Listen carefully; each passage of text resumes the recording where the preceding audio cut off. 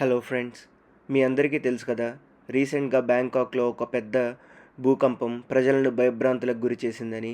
ఇప్పుడు వాటి విజువల్స్ని మనం చూద్దాం.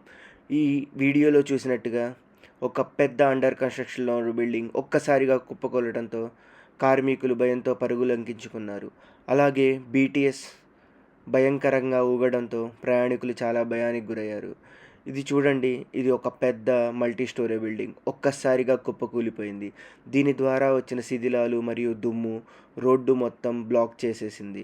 ఒక పెద్ద ప్రళయాన్ని తలపించింది. చూడండి, చుట్టుపక్కల ఉన్న ప్రజలు, ప్రయాణికులు, అలాగే అక్కడ ఉన్న కార్మికులు భయంతో పరుగులంకించుకున్నారు.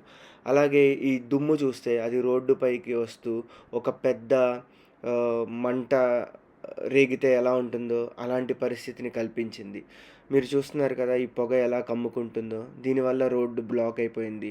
ప్రయాణికులు చాలా ఇబ్బంది పడ్డారు. అక్కడున్న ప్రజలు భయభ్రాంతులకు గురయ్యారు. ఒక్కసారిగా పరుగులంకించుకున్నారు. దీని ద్వారా ఎంతోమంది ఎన్నో ఇబ్బందులు పడ్డారు. అలాగే చాలా బిల్డింగ్స్ ఎఫెక్ట్ అయ్యాయి. చాలా అపార్ట్మెంట్స్ బీటలు వారిపోయాయి. మీరు చూస్తున్నారు కదా, అపార్ట్మెంట్లో ఉన్న ప్రజలందరూ ఇలా కిందకు వచ్చేసి ఒకచోట గ్యాదర్ అయ్యారు.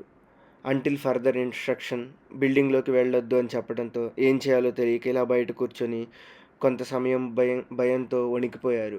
కానీ సమయం గడిచే కొద్దీ పరిస్థితి చక్కదిద్దుకోవడంతో వాళ్ళు కూడా రిలాక్స్ అయ్యి పరిస్థితిని అర్థం చేసుకొని పరిస్థితి అదుపులోకి వచ్చిందని తెలుసుకొని భయాన్ని విడి ఇలా మండుటెండలో చెట్ల కింద సేద తీరుతూ ఒకరితో ఒకరు పరిచయాలను పెంచుకుంటూ పరిస్థితి సద్దుమడిగే వరకు అలా కూర్చొని ఉన్నారు.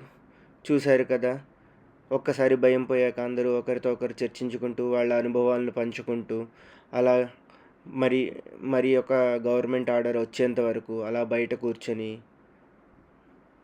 కొద్ది సమయాన్ని గడిపారు. ధన్యవాదాలు.